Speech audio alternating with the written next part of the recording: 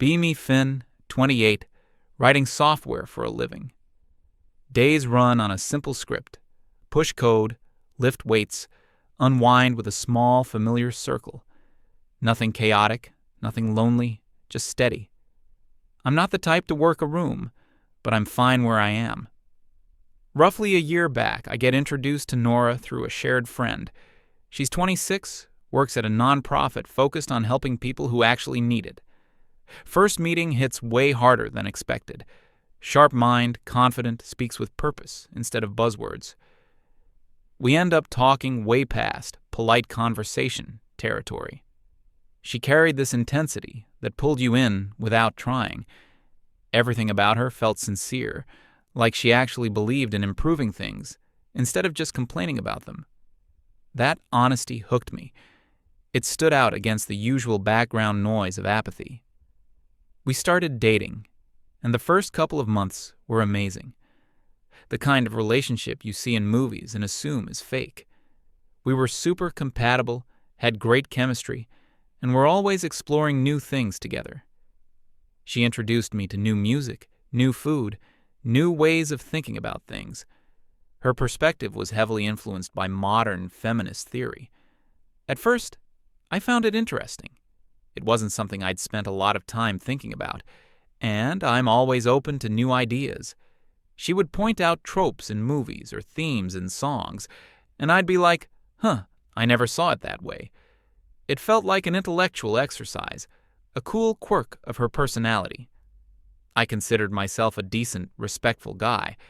I believed in equality, treated everyone the same. So I figured we were on the same page, just using different vocabularies. The first signs that something was off were subtle. So subtle I barely even registered them as signs. It was more like a shift in the atmosphere, a change in temperature you can't quite explain.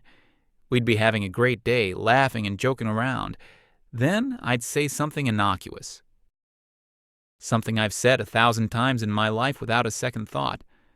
For instance, we were in a hardware store getting stuff for the apartment. I held up 2 different drills and said, "I think this one has more horsepower. It feels more robust." Her smile vanished, just completely gone. The rest of the trip, she was quiet and distant. Later that evening, I asked her what was wrong. She explained that my language was problematic, that using words like horsepower and associating robustness with a tool was feeding into a narrative of toxic masculinity. She said it was a subconscious way men assert dominance over their environment. I was baffled. It was a drill, but I wanted to keep the peace. I wanted her to be happy. So I said, "Okay, I see your point. I'll be more mindful." And like a switch was flipped, she was warm and affectionate again. She kissed me and said she was proud of me for being willing to learn and grow. That night, she was incredibly passionate. I didn't connect the dots then. I just thought we'd navigated our first weird disagreement. This pattern started to repeat, becoming more frequent and more obvious. Let's call it the approval system.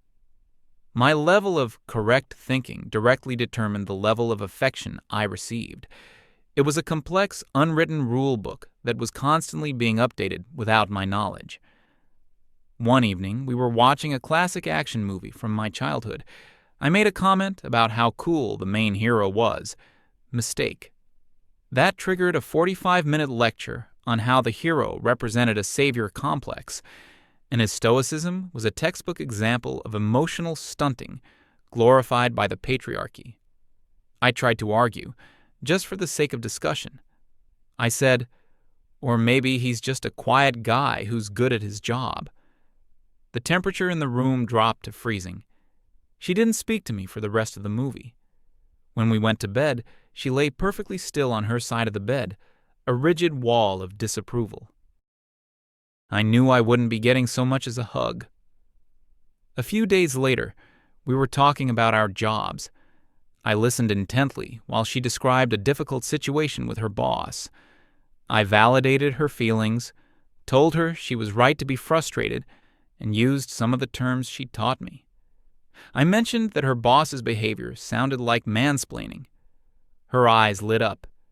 She told me how much it meant that I was finally starting to get it. That night, she couldn't keep her hands off me.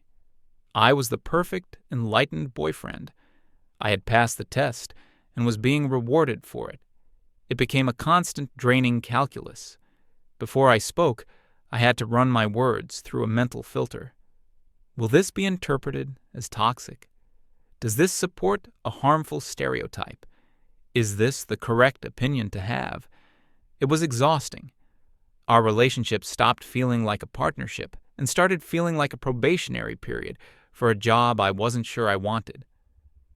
My friends started to notice a change in me.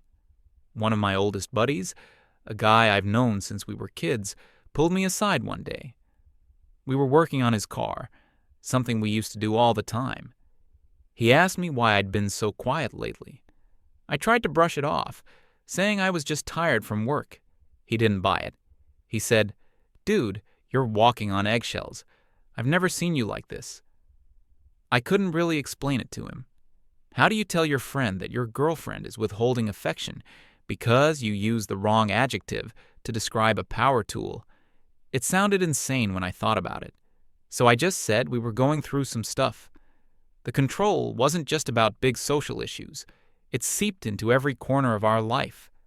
Household chores were a minefield. I'd do the dishes, and she'd explain that the way I stacked them was inefficient and a product of men never being taught domestic labor optimization. I'd cook dinner, and she'd critique the meal as being too meat-centric, which she tied to male aggression and environmental disregard. There was no winning. My efforts weren't seen as contributions to our shared life. They were seen as opportunities for her to instruct me, to correct my ingrained masculine flaws. And every correction, every lecture, was followed by a period of coldness if I didn't accept it with sufficient gratitude and humility.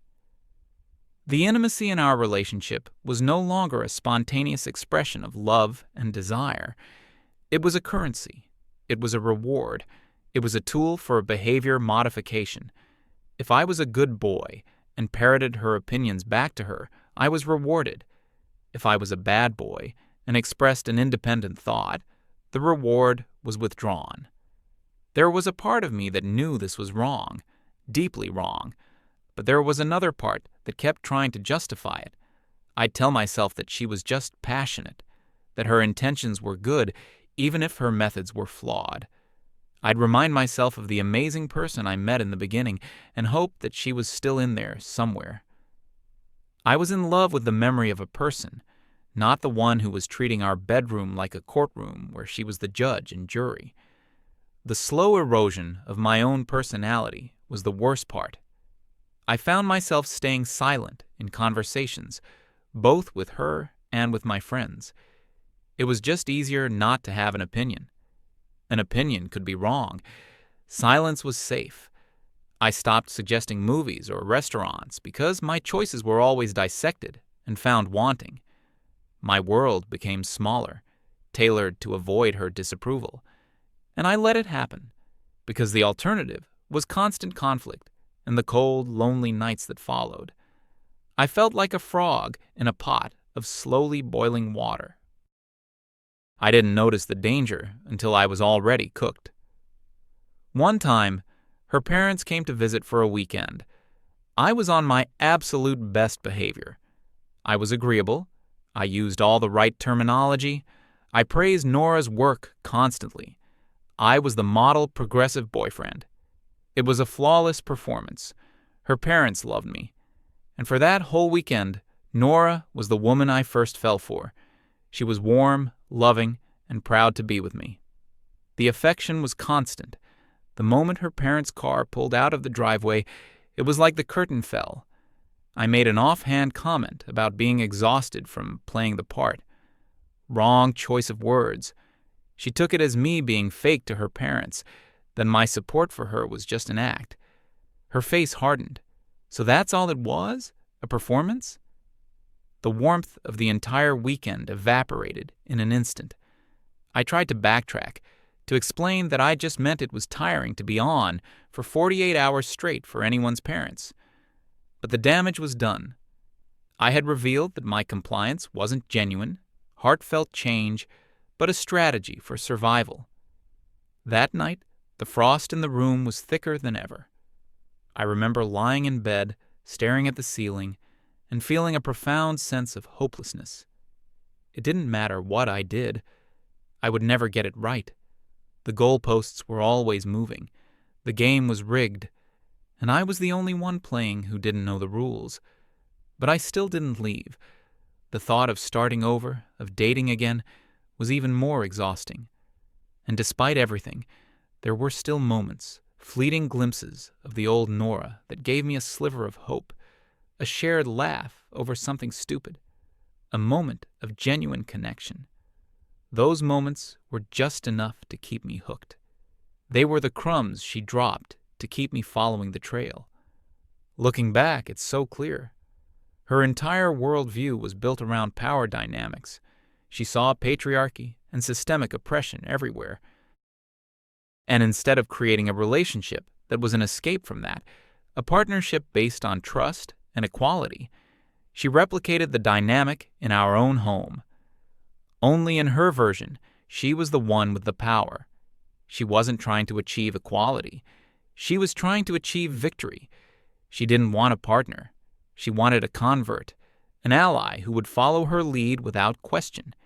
And intimacy was her primary tool of enforcement, her leverage. It was the most effective weapon she had, and she used it with surgical precision. I was so focused on trying to understand her ideology that I failed to see the simple, ugly truth. I was being manipulated. It wasn't about feminism or social justice. It was about control, pure and simple. The realization didn't come in a sudden flash. It was a slow, creeping dawn, a collection of 100 small moments, 1,000 tiny cuts. Each cold shoulder, each transactional reward, each sigh of disappointment added another layer to the truth I was too scared to face. I felt weak and stupid for letting it get to that point. My self-esteem was at an all-time low. I started to believe what she was implicitly telling me, that I was flawed, that my instincts were wrong, that I needed her guidance to be a good person. It was a very lonely place to be. I felt completely isolated, trapped in a reality that only she and I understood. The breaking point wasn't a big, dramatic fight. It wasn't a shouting match or a thrown plate. It was a quiet Tuesday evening. No, maybe it was a Wednesday. The day of the week doesn't matter. What mattered was the event that preceded it. My job, which had been a stable and relatively low-stress part of my life, suddenly became a pressure cooker. There was a major project I had been leading for the better part of a year. It involved coordinating with multiple teams, including an external contractor we had hired. A few days before the final delivery, we discovered a catastrophic error in the code provided by the contractor. It wasn't a small bug. It was a fundamental flaw in the architecture that threatened the entire project. Months of work were about to go down the drain. And because I was the project lead, the responsibility fell squarely on my shoulders. My boss, a reasonable but demanding guy, was not happy.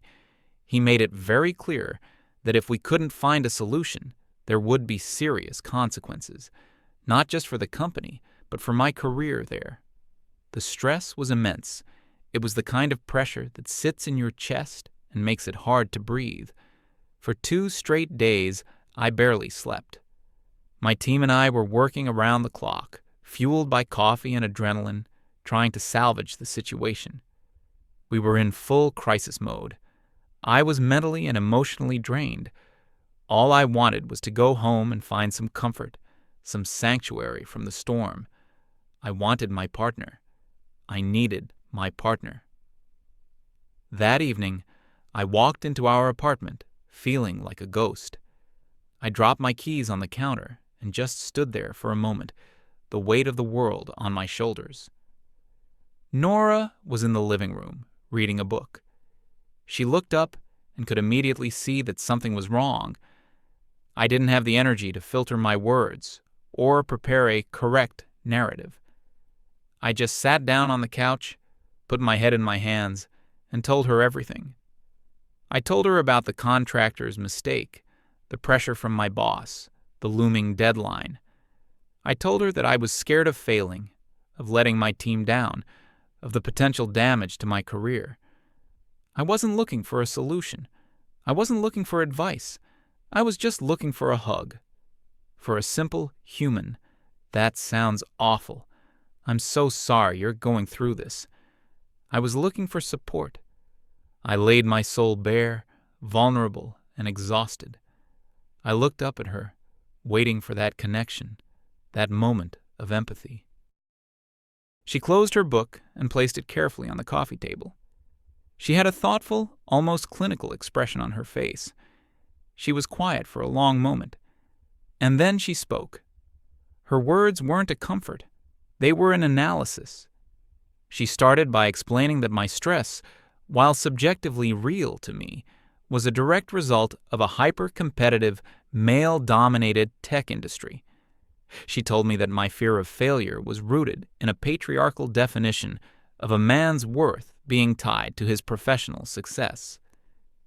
She suggested that the entire situation was an opportunity for me to interrogate my privilege, to understand that my position, even in jeopardy, was one that many women would never have the chance to attain. Every word was like a small, sharp icicle piercing my skin. I just stared at her, unable to process what was happening. This wasn't a discussion. This wasn't a debate. This was my life, my career, my immediate and overwhelming crisis. And she was treating it like a case study in her personal sociology class. I finally found my voice, and it was barely a whisper. I said, "Nora, I don't care about any of that right now. I'm not a concept. I'm your boyfriend, and I'm falling apart." I asked her, "Can you please just put the theories aside for one night and just be with me?" I was practically begging. I needed her to see me, Finn, the person she supposedly loved. I needed her to stop being a critic and start being a partner. She looked at me not with compassion, but with disappointment, as if I had failed yet another one of her tests, the most important one yet. Her voice was calm and steady, which made her words cut even deeper. She told me she couldn't, in good conscience, coddle my male fragility. She said that offering me unconditional comfort in that moment would be reinforcing the very systems she was fighting against. It would be a disservice to me and to her principles. She told me that true support wasn't blind sympathy, but helping me to achieve a higher level of consciousness about my situation. I felt the last bit of warmth in my body turn to ice. She stood up. She said she was going to sleep in the guest room to give me space to process my feelings in a constructive way. And then she walked out of the room, leaving me completely, utterly alone. I didn't move from the couch for a long time.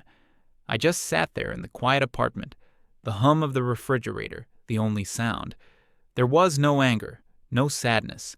The stress from work was gone, replaced by a vast, cold emptiness. It was a moment of terrible clarity. The person I loved didn't actually exist. I had been in a relationship with an ideology, a set of rules, a political position. And when the real, messy, vulnerable human being in front of her needed her, the ideology won. It always would. In that moment, something inside me didn't just break. It vanished.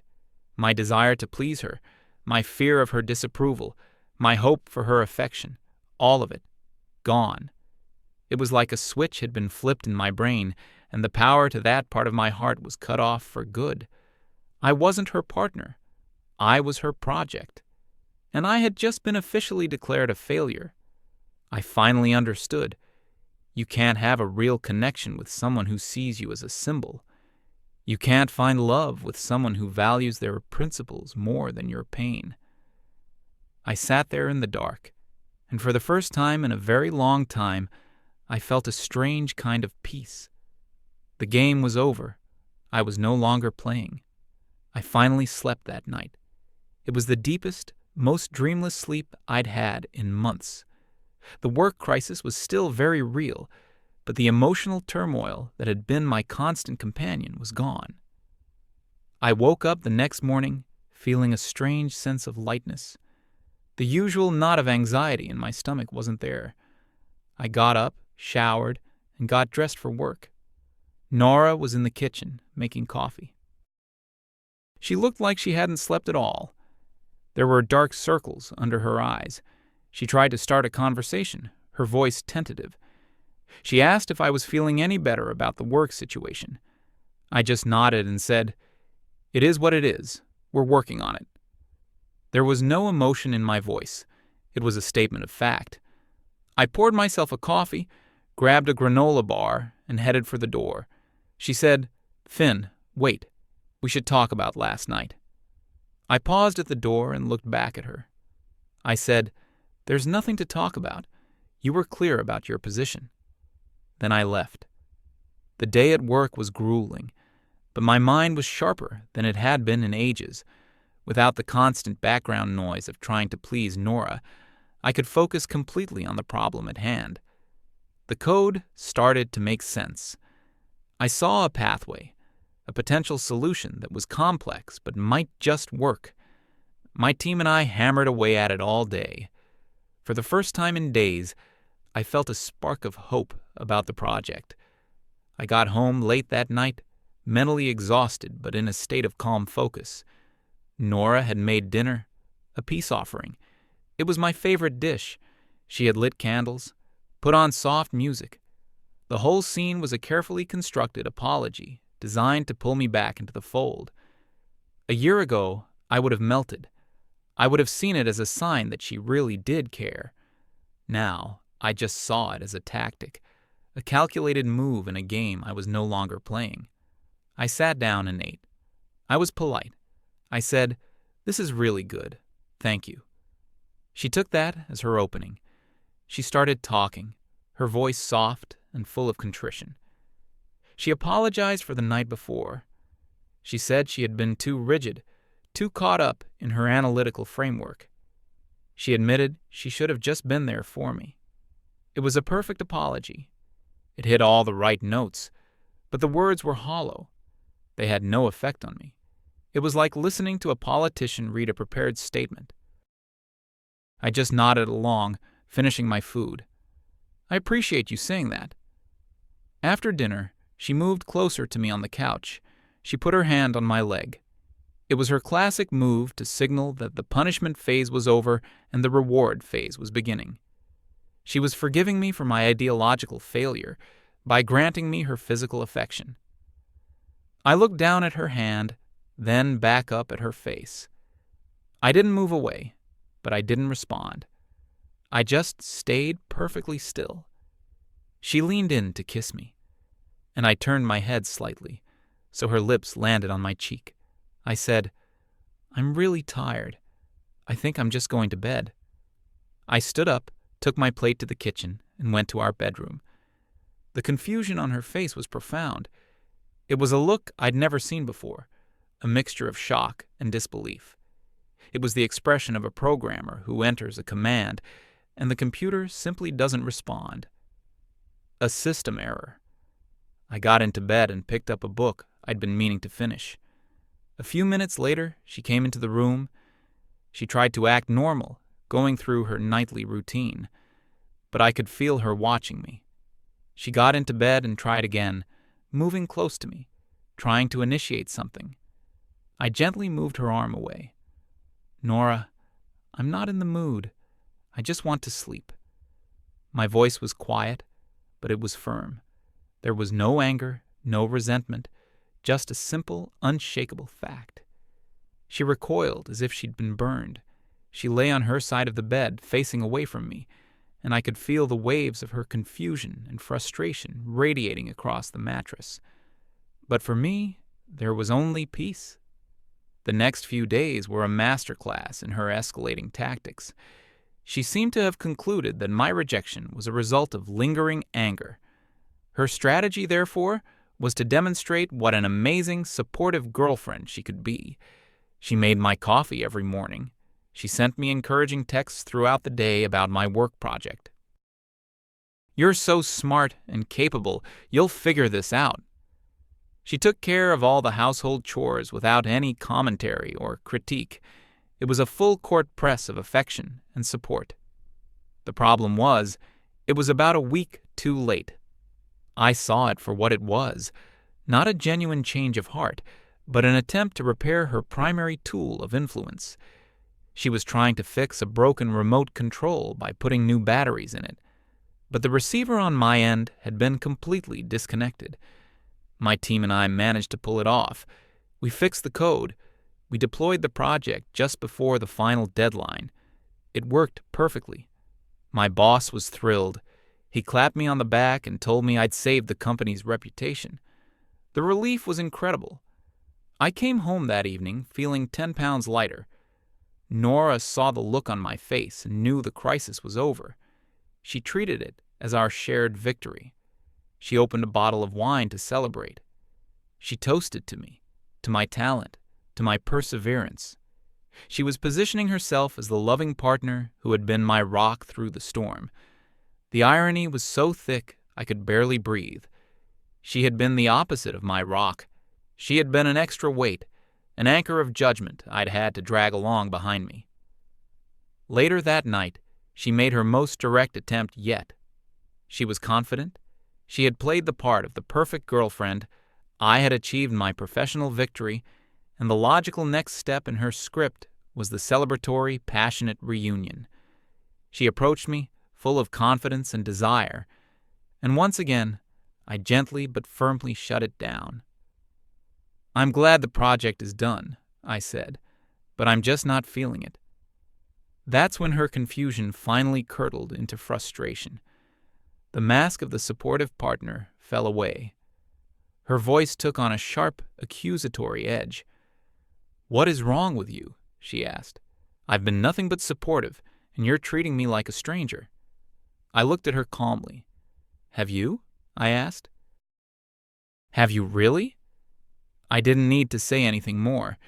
She knew exactly what I meant. She flinched as if I'd slapped her. Her next tactic was to pivot to intellectual engagement. If she couldn't control me with affection, she would try to control me with ideology. She tried to draw me back into our old dynamic of teacher and student. She'd put on a documentary about social issues and pause it to ask for my opinion, clearly expecting me to give the correct answer I'd been trained to provide. I'd just shrug. It's interesting. No agreement, no disagreement, just neutral, low-energy responses. She'd bring up a news article about some celebrity saying something problematic. The old me would have joined in on the critique, eager to show I was on the right team. The new me just said, "People get upset about a lot of things." It was driving her crazy. I was robbing her of her power by refusing to engage with the framework she used to exert it. You can't win a debate with someone who refuses to argue. You can't lecture someone who refuses to listen. The apartment grew thick with a new kind of tension. It wasn't the tension of my impending failure anymore. It was the tension of her impending failure, the failure of her entire system. I met up with my friend, the one who'd said I was walking on eggshells. We grabbed a beer at our usual spot. The first thing he said was, "Dude, what happened? You seem different." "Different how?" I asked. "I don't know," he said, taking a sip of his beer. "You seem taller or something. You're back." It was the highest compliment he could have given me. I didn't unload the whole saga on him. I just gave him the short version. "I just stopped caring about being the good boyfriend," I said. "I just decided to be myself, and if that's not good enough, then it's not good enough."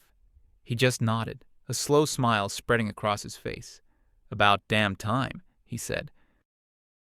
That conversation was more validating than 1,000 of Nora's conditional rewards had ever been. It was real. It was simple. It was the support of a friend who saw me as a person, not a project. Back at the apartment, Nora was preparing for her final gambit. If seduction, support, and intellectual dominance failed, the only tool left in her arsenal was direct accusation. She was going to go on the offensive. It happened on a weekend. I was sitting on the couch, reading, enjoying the simple quiet. She came and stood in front of me, blocking the light. She had her arms crossed. Her face was set like concrete. "We need to talk," she said. It wasn't a request. I put my book down. "Okay." And then it began. A torrent of accusations, all delivered in the detached clinical language of a therapist diagnosing a patient. She told me I was engaging in passive-aggressive behavior. She said my refusal of intimacy was a manipulation tactic known as stonewalling. She accused me of using the silent treatment to punish her, which she described as a form of emotional abuse. She said my emotional withdrawal was a clear symptom of toxic masculinity and an inability to handle being in a relationship with a strong, empowered woman. She was using her entire vocabulary of pop psychology and feminist theory against me. Every concept she had ever lectured me on was now a weapon aimed directly at my head. The old me would have been devastated. I would have been defensive, trying to argue, trying to justify myself. I would have been sucked into the vortex of her logic, trying to prove I wasn't the monster she was painting me to be. But I just sat there and listened. I let her say it all. I let the storm break over me. And I felt nothing. The words had no power over me anymore. They were just sounds. I realized she wasn't even talking to me. She was talking to a theoretical construct, a problematic man that she had created in her head. She wasn't angry with me, Finn. She was angry that her subject was no longer responding to the stimulus. When she finally ran out of steam, she stood there, breathing heavily, waiting for my reaction. She was expecting me to crumble, to apologize, to beg for forgiveness, to do anything that would put her back in control. I was quiet for a long moment. I looked up at her, my expression calm and neutral. And then I spoke, my voice even and steady, completely devoid of the anger she so desperately wanted to see. "Are you done?" I asked. The simple question threw her off balance. It wasn't in her script. "What? Are you done with the accusations?" I repeated. "I want to make sure you've said everything you need to say." She just stared at me, her mouth slightly open. I stood up, so we were at eye level. "You're wrong, Nora," I said, my voice still quiet. "This isn't manipulation. It's not abuse. It's not a tactic." I paused, letting the silence hang in the air. "It's a consequence." She just looked confused. A consequence of what? And that's when I laid it all out, not with anger or blame, but with the simple, cold clarity of an after-action report. "You spent the last year teaching me a lesson," I began. "You taught me that our relationship operates on a system of rewards and punishments. You taught me that affection, kindness, and intimacy are not freely given expressions of love. They are conditional.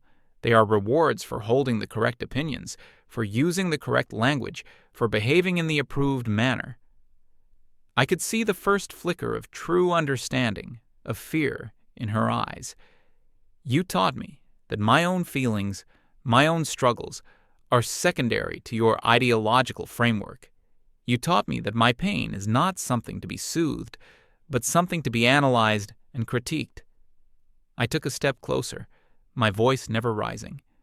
"A few weeks ago, when my career was on the line and I was at my absolute lowest point, I came to you. I wasn't asking for a lecture. I was asking for my partner. And in that moment, you gave me my final exam, and I failed." I saw a tear well up in her eye. But I continued. "You judged me. You found me wanting, and you administered the punishment. You withdrew. You left me completely alone. You taught me, in the clearest way possible, that in my moment of greatest need, I was not worthy of your comfort. I let that sink in. So, I finally learned the lesson, Nora. I learned it perfectly. I am no longer trying to earn the reward. I accept the result of the test. I am living with the consequences of my failure, exactly as you taught me to. I looked directly into her eyes. You're not being denied anything, I said. You're just not getting the transaction you want anymore, because the person you were making the deal with is no longer here. You broke the terms of the contract. This isn't me being passive-aggressive. This is me, finally, accepting the rules that you yourself created. The silence that followed was absolute. Her entire theoretical world, her entire system of control, had just been dismantled and handed back to her in pieces. The anger on her face collapsed. It was replaced by a wave of horrifying realization. Her tears started to fall, no longer a tactic, but a genuine expression of loss. She saw it. She finally saw it. She wasn't looking at an angry boyfriend she could win back. She was looking at a ghost. She saw that the man who had loved her, the man who had tried so hard to understand her and please her, was gone, and she was the one who had erased him. She whispered my name, her voice cracking. Finn.